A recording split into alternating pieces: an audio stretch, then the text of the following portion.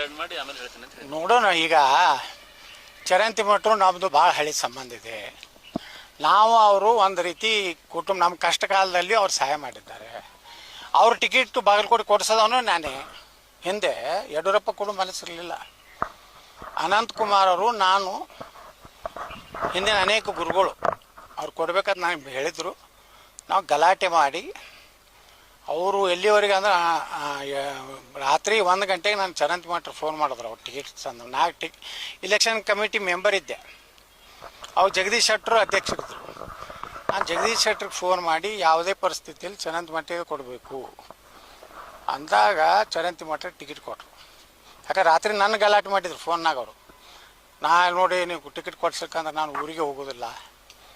ಅವಾಗ ನಾವು ರಾತ್ರಿ 1 ಗಂಟೆಗೆ ಜಗದೀಶ್ ಶೆಟ್ಟರ್ ಕೂಡ ಜಗಳಾಡಿ ರಾತ್ರಿ 1 ಗಂಟೆಗೆ ಅವ್ರಿಗೆ ಬಿ ಫಾರ್ಮ್ ಕೊಡಿಸಿ 1:00ಗೆ ಫೋನ್ ಮಾಡಿದ್ರು. ಗೌಡ್ರೆ ನನ್ನ ಬಿ ಫಾರ್ಮ್ ಸಿಕ್ಕಿದೆ, ನಾನು ಬಾಗಲಕೋಟೆ ಹೊಂಟೀನಿ ಅಂತೇಳಿ. ಈ ರೀತಿ ಸಂಬಂಧಗಳು ಅದಾವೆ.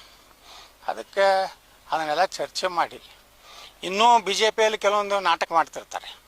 ಯತ್ನಾಳ್ ಎದಕ್ಕೆ ಬೇಕು ನಮಗೆ, ಯತ್ನಾಳ್ ಬರೋದು ಅದಕ್ಕೆ ಅಂದರೆ ಈ ವಿಜಯೇಂದ್ರನೇ ಕೆಲವೊಂದು ನಕಲಿ ಫೇಸ್ಬುಕ್ನಲ್ಲಿ ಕೆಲವೊಂದು ಅಕೌಂಟ್ ಮಾಡ್ಯಾನ.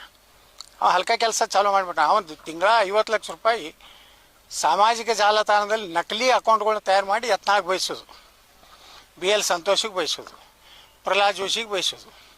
ಈ ದಂಧ ಮಾಡ್ಲಕತ್ತಾನ. ಅವ ಯಾರೋ 4 ಲೋಫರ್ ಅದಾರ BJP ಕಾರ್ಯಾಲಯದಾಗ. ಈ ರೀತಿ ಏನು ಅವ ದಂಧ ಮಾಡ್ಲಕತ್ತಾನ ವಿಜಯೇಂದ್ರ. ನೀವು ಏನತ್ತಿರಲ್ಲ, ತಾಯಿಗೆ ದ್ರೋಹದಿಗೆ ಏನೋ ಹೊಡಿತಿರಲ್ಲ. ನಿಮ್ಮ ಅಪ್ಪನ ಹೊಡಿತಿದ್ದ. ಈಗ ನೀನು ನಿಮ್ಮ ಅಪ್ಪನ ಸ್ಟೈಲೇ ಕನ್ನಡಿ ಮುಂದೆ ನಿಂತು ನೀ ಭಾಷಣ ಕಲ್ತಿ. ನಿನಗೇನು ಭಾಷಣ ಸುಡಾಡಿದ್ದಿಲ್ಲ, ನಿನ್ಗೆ ರೊಕ್ಕ ತಿನ್ನೋದು ಅಟ್ಟೇ ಬರ್ತಿತ್ತು.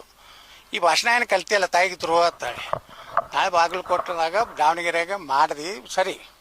ಇಲ್ಕಂದ್ರೆ ಶಾಮನೂರು ಜೋಡನೆ ನೀನು ಹೋಗ್ಬೇಕಾಗ್ತೈತೆ ಅಲ್ಲಿಗೆ. ದಾವಣಗೆರೆನೇ ಅದು ಅನುಮಾನ ಇರೋದಂತ ಅನುಮಾನ ನೋಡ್ರಿ. ಅವರು ಎಲ್ಲಿ ಎಷ್ಟು ಲೋಕಸಭಾ ಸೀಟ್ ಯಡಿಯೂರಪ್ಪ ಅವ್ರ ಮಗ ಕೆಡವ್ರ. ಎಲ್ಲಿ ಚಾಮರಾಜನಗರ ಹಿಡಿದು ನಿಮ್ಗೆ ಉದಾಹರಣೆ ಹೇಳ್ತೀನಿ. ಚಾಮರಾಜನಗರನಾಗ ಡೀಲಿಂಗ್